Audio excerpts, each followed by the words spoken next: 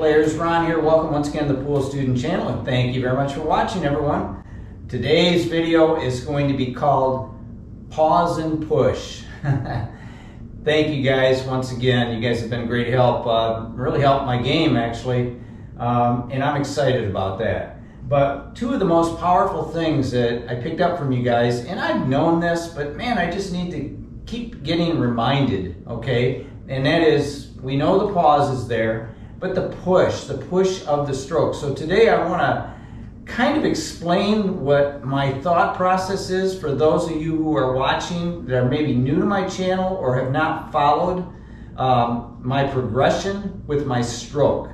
So I think that may be of help to a lot of people, and I wanted to just really thoroughly cover it, okay?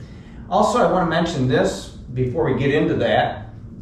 I inadvertently erased one of my videos that I had posted about 3 videos ago, I think it was, and it had the link on it for my new channel for my muscle cars. And I don't want to be a broken record here, so bear with me guys that have already heard this.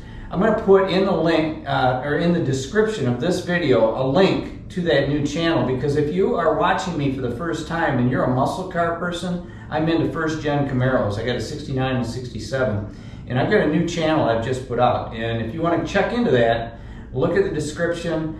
You can click on that and you can see what that channel is all about. I'm working on a great video right now, by the way, and it's going to come out here in about 2 days. And it's me replacing gaskets with a front engine plate, and it's pretty involved, pretty technical, so you want to see that.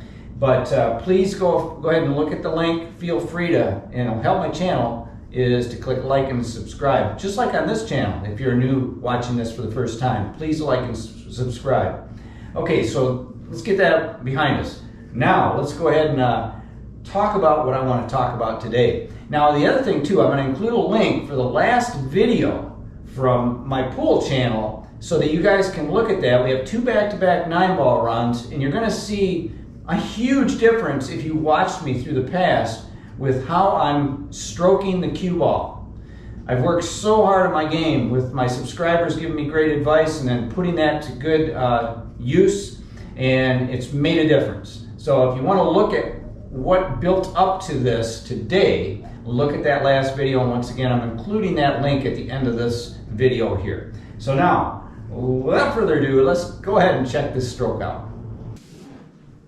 Okay, I'm going to show you 2 shots here, and this should be enough to show you this stroke that I want to talk about. First thing I'm going to do is I'm just going to take this easy shot, and we're going to step into the shot. I feel it, and this is something really important that I've learned from my subscribers. Step into it, boom, you're on the shot. Don't feather until you're on the shot and you feel good, and then you can do your feathers. So in other words, come into the shot, boom, you're on it, looks good, now you can do your feathers. Now the other thing is too, we're not going to just do a jab stroke here, we're going to come back and hold and go through. The pocket's getting a little bit full, I better take those balls out of there.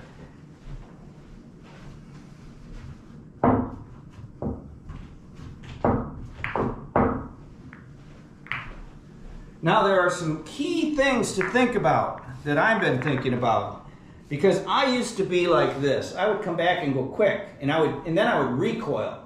It was terrible. So now today I'm working on boom, into the line, coming back, pausing, and then going through with a good follow through. Now the thing about this is the acceleration through the ball. I don't want to come back and then quickly fire. I want to come back, do my pause, go through slow, and then accelerate. Just get it started and then accelerate. Just get it started and then accelerate. That is very, very critical. And what that does for you is it gives you more control. It brings your lever and your swing or your stroke right on line with what you're trying to execute in the first place, okay? So that, I can't stress that enough. I call that pushing. you're pushing the cue, and that's why this video is called Pause and Push. That's the push part that I'm talking about. You have to get the cue going in the right location or the right alignment as you accelerate through the cue ball. Very critical. It works great when you do it. And you'll know right away if you didn't do it right. If you miss a shot, it's like, oh, I got too quick, okay? And I know that because it's happened to me many, many times. So, step into the shot, boom. Come back, pause, accelerate, and hold. Now the other thing here too, the reason I'm not moving that, letting that ball hit my stick, I'm just trying to show you that you want to hold there, okay? Put a little too much draw on that, that's okay.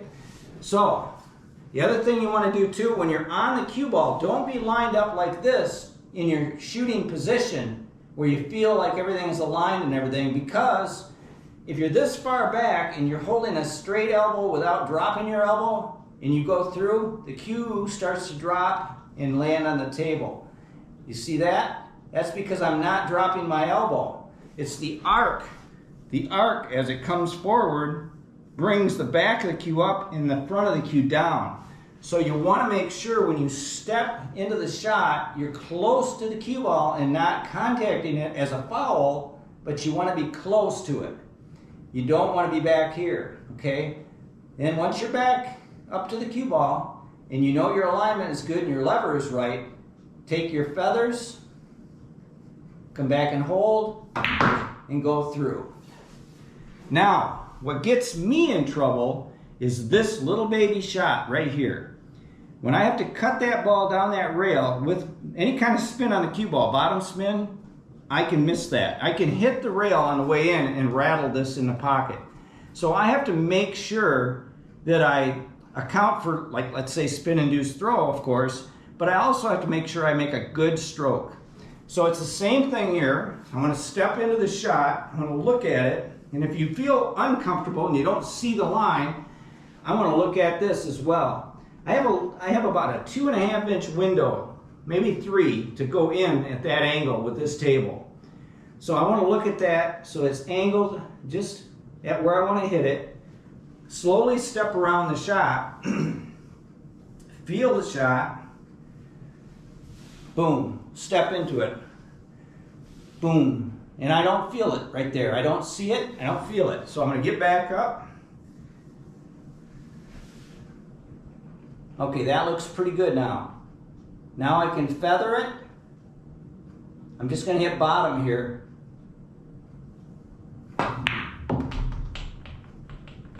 So it's the same stroke I just made over there, over here.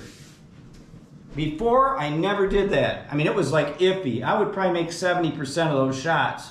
And that's not good enough, you guys. We have to make every one of those shots. That is not a difficult shot.